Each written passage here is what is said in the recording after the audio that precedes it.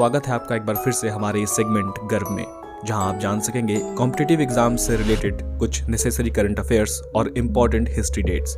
तो बिना वक्त ज़ाया करे चलिए कदम बढ़ाते हैं गर्व की ओर with Gaurav sir. Good morning my dear student, स्वागत है आपका अपने यूट्यूब चैनल सिखावन पर, जहां हम रोज़ की तरह आपके लिए लेकर आ चुके हैं कुछ महत्वपूर्ण करंट अफेयर्स के क्वेश्चन जो आपको किसी भी वनडे कंपटीशन के लिए बहुत महत्वपूर्ण होते हैं। तो आज तारीख है 6 जनवरी और हम अपने बिना किसी समय बर्बाद किए चलते हैं क्वेश्चन की तरफ। हमारा जो पहला क्वेश्चन है वहाँ हाल ही में रक्षा मंत्री राजनाथ सिंह ने कहाँ सियोल पुल का उद्घाटन किया है? तो कहाँ किया है? अरुणाचल प्रदेश में। अब बात अरुणाचल प्रदेश की आई है तो यहाँ की जो राजधानी है ईटानगर, यहाँ के जो मुख्यमंत्री हैं वो कौन है? पेमा खांडू और governor brigadier B D Mishra ji. अब जो इसकी राजधानी है ईटानगर, वहीं पर प्रधानमंत्री मोदी जी ने डोनी पोलो एयरपोर्ट का क्या किया है? उद्घाटन किया है। और अरुणाचल प्रदेश ही दुनिया की फर्स्ट ड्रोन मध्यस्थता पशुधन का टीकाकरण करने वाला बना है। और अरुणाचल प्रदेश में ही वालोंग मेले का आयोजन किया जाता है। और सबसे जो मुख्य यहाँ पर है कि पूर्वोत्तर का फर्स्ट एक्वा पार्क कहाँ बनाया गया है? ये अरुणाचल प्रदेश में ही स्थापित किया गया है। हम लोग अपने सेकंड क्वेश्चन तरफ बढ़ते हैं। सेकंड क्वेश्चन है, सुप्रीम कोर्ट द्वारा किस अनुपात में सुनाए गए फैसले ने 2016 में हुई नोटबंदी को वैध करार दिया है? तो 21 अनुपात में 4 संबंधे 1 में 4 जो जज थे उन्होंने इसके पक्ष में मत दिया और 1 लोग इसके विपक्ष में मत दिए।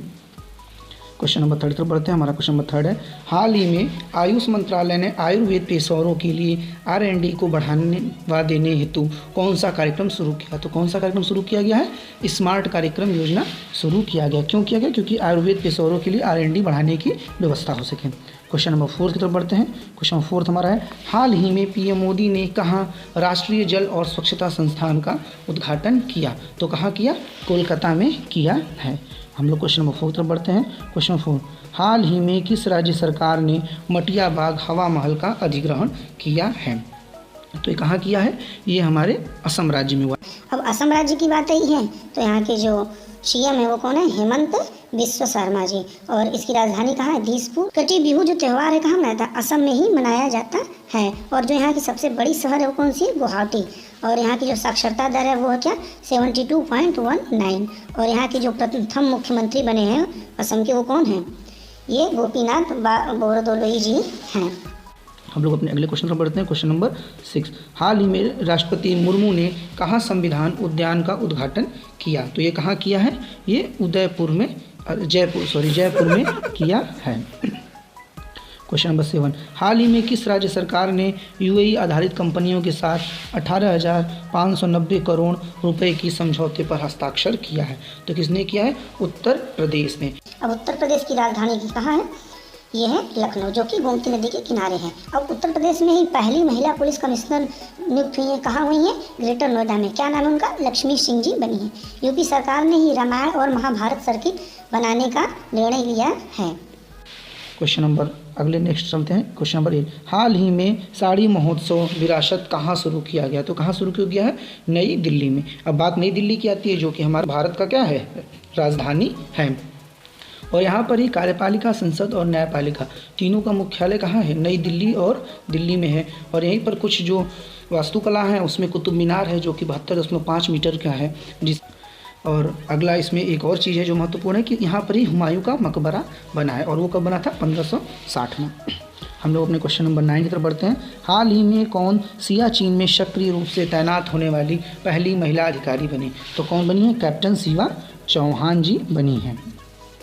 हम लोग अपने अगले क्वेश्चन तरफ बढ़ते हैं। क्वेश्चन नंबर 10, हाल ही में कौन सी देश हाइड्रोजन संचालित ट्रेन शुरू करने वाला एशिया का पहला देश बना है? तो ये कौन बना है? चीन बना है। अब चीन की बात आ गई तो चीन की राजधानी कौन है? बीजिंग। और मछली उत्पादन में यह विश्व में कौन सा स्थान है? पहला स्थान पे। यहाँ जो चीन में है मुख्य रूप से चावल, गेहूँ, आलू, सेब, टमाटर आदि फसलों का होता है। और कपास की खेती में यह विश्व में 3रे स्थान पर है। पहले स्थान पर भारत और USA के बाद ये है।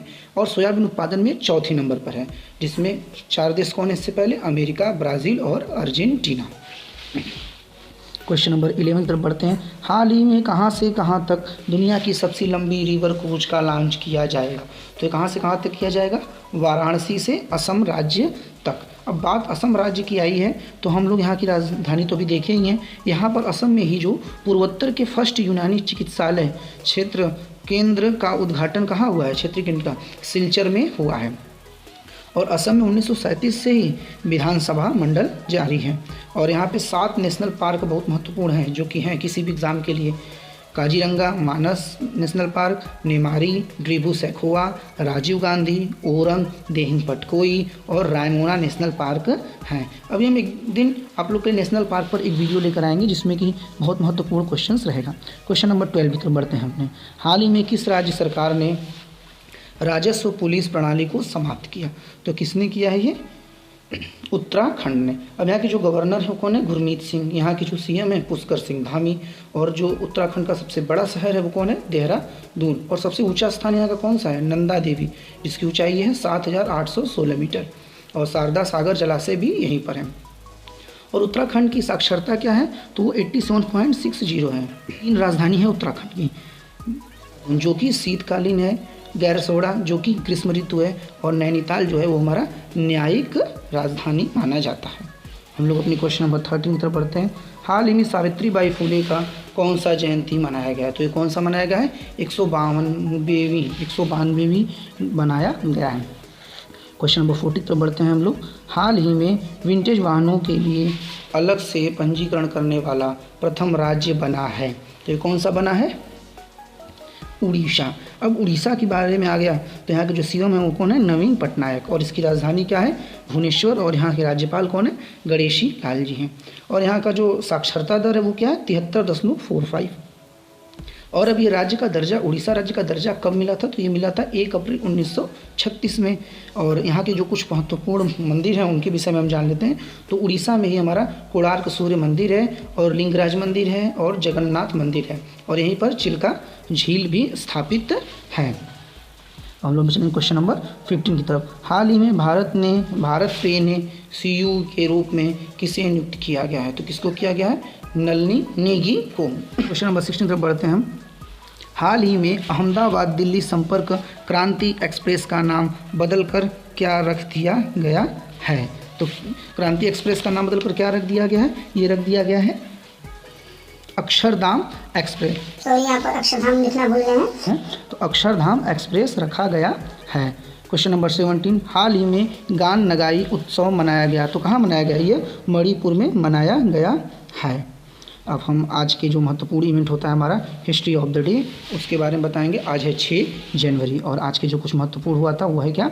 1907 में आज के ही दिन डॉक्टर मारिया मोंटेसर ने प्रथम बार बाल गृह की योजना को पूर्ण करके संचालन का शुभारंभ किया था। और जो दूसरा है 1921 में महात्मा गांधी द्वारा बिहार विद्यापीठ की स्थापना की। और 1921 में कौन सा आंदोलन चल रहा था?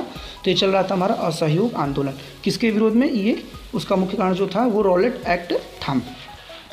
और जो थर्ड है 1884 में ग्रेगर जॉन मेंडल की मृत्यु हुई। और ग्रेगर जॉन मेंडल कौन थे? ये आनुवंशिकता की खोज करने वाले वैज्ञानिक थे।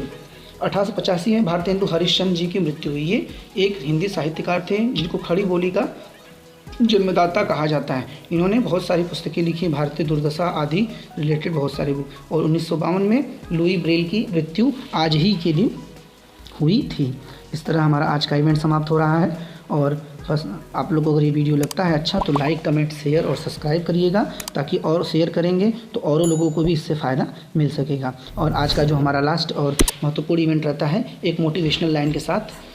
कठिन राहों में भी आसान वो सफ़र बनाते हैं, कठिन राहों में भी आसान वो सफ़र बनाते हैं, जो मुश्किल के वक्त भी सदा मुस्कुराते हैं। मंजिल करती है प्रतीक्षा हर पल उसी राही का, मंजिल करती है प्रतीक्षा हर पल उसी राही का, लगा के सीढ़ियाँ जो आसमां पर घर बनाते हैं। इस लाइन के साथ आप लोग इस वीडियो को अधिक से अधिक शेयर और सब्सक्राइब करेगा, ताकि आप लोग को इस वीडियो की नोटिफिकेशन मिल सके। Thank you for watching this video.